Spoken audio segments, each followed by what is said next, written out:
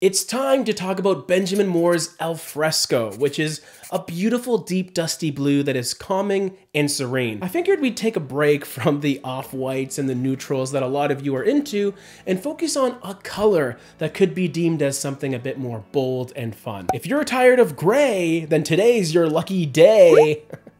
Nailed it. I like rhyming. I'm going to go over some details on the paint color Alfresco, including how I could see myself using it, but I'll also give you some color pairing options to help you put together an entire color palette for your home. Welcome back to my subscribers watching, and hello to my new viewers joining us for the first time. Consider subscribing to stay up to date with our videos because we post quite a few every single week.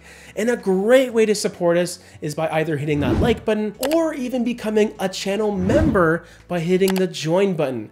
We have new paint people joining us every single week, so consider becoming a member today. And helping us out with today's video is Mighty Boards, which is totally appropriate because whenever you're deciding between any paint color, the first thing you want to do is test it out properly. Mighty Boards are large paintable boards that have plenty of advantages to make them unique. Firstly, they're big, so you can get a lot of paint on them to see the color properly. Secondly, they're extremely flexible and resistant to bending and warping. That way, your Mighty Boards are going to sit nice and flat against whatever surface you're painting. Third, they're widely available across many different paint retailers throughout North America. And if you don't have Mighty Boards at your local paint store, maybe talk to the owner and ask them to carry them because they'll save you lots of time and money in the long run. I'll leave their information down below if you want to pick some up, and a big thanks to Mighty Boards for sponsoring today's video. Alfresco is a rather rich color from the Benjamin Moore Classics line, and these are your tried and true Benjamin Moore paint colors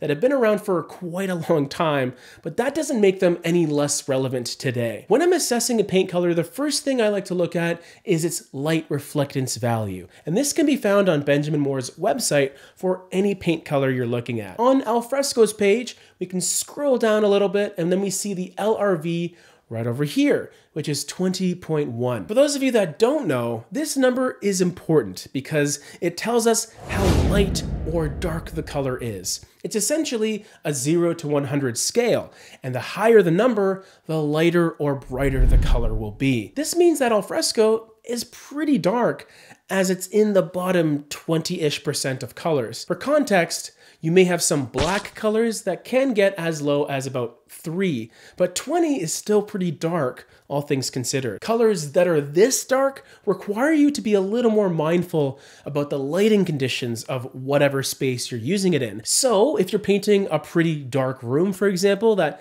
doesn't get a lot of natural light, and you don't have a lot of artificial light to compensate, the color is gonna look really dark. Not always a bad thing, especially in a place like a bedroom where maybe you get better sleep in those darker environments, blackout curtains and all. But when it comes to the more central areas of your home, like hallways and whatnot, sometimes it's better to go a bit lighter to keep the space feeling bright and open. You really have to be intentional with colors that are this dark. As soon as you take it outside, however, that's a different story. Colors like Alfresco will look way lighter and brighter when used outdoors in direct sunlight because of how bright the sun really is. And this deep, dusty blue can look more like a slightly dark mid-tone in those situations. Personally, I really love Alfresco as an exterior blue because of that slightly dusty or desaturated quality it has. And it also doesn't feel like it has a strong green undertone, which some blues can have, which can pull things into teal territory. This one stays pretty blue. Inside, I think it's a great choice in rooms that get good lighting, as well as a really fun cabinet color choice for those of you that are looking for a lighter alternative to a traditional navy blue. Let's get into some coordinating colors that go well with Alfresco, including a white color, a light one, a mid-tone, and a dark color. I like to use complementary yellows with navy blues for a really nice dynamic relationship, and there is a little bit of that in this palette, so get ready. The white color pairing that I like here is Crisp Linen, which we recently did a featured video on.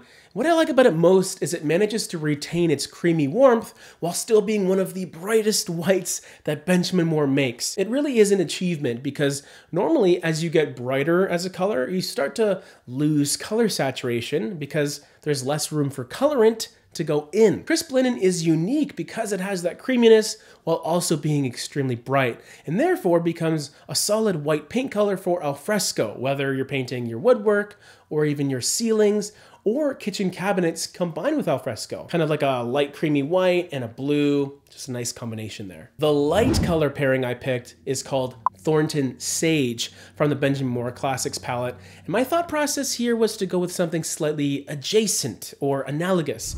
And that just means it's a little further along the color wheel, but still a close neighbor to blue. And this is a light sage green with an LRV of about 67.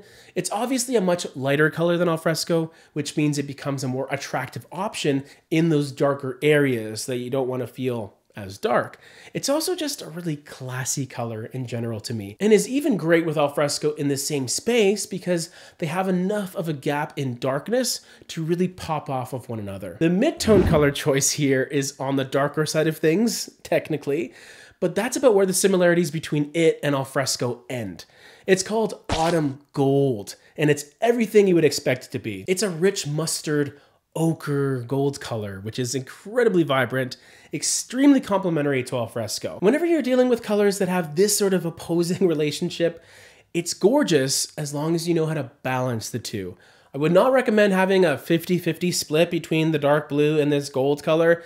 Have one to be the more dominant color that's taking up at least 70 or 80% of the visual space. Most likely alfresco, unless you're a gold-obsessed freak, no judgment. Our dark color pairing is meant to settle things down because we've seen some pretty bold colors used in the previous choices. So here we have alfresco's mature, grown-up sibling called French Beret. There is a touch of navy blue present here, but just a small amount, and most of the color is made up of a smoky charcoal gray to ground the whole color palette itself. The gray aspect will be even more prominent next to alfresco, which is more straightforward with its use of blue. Just an excellent dark color choice overall to work with every other color we talked about. Here's the color palette together, and let me know how you would use these colors in your home. Are you the type of person to go heavy-handed with autumn gold, or are you more of a minimalist crisp linen fan? Speaking of which, here's our dedicated video on crisp linen with some other color pairings that go with it. Have a colorful day!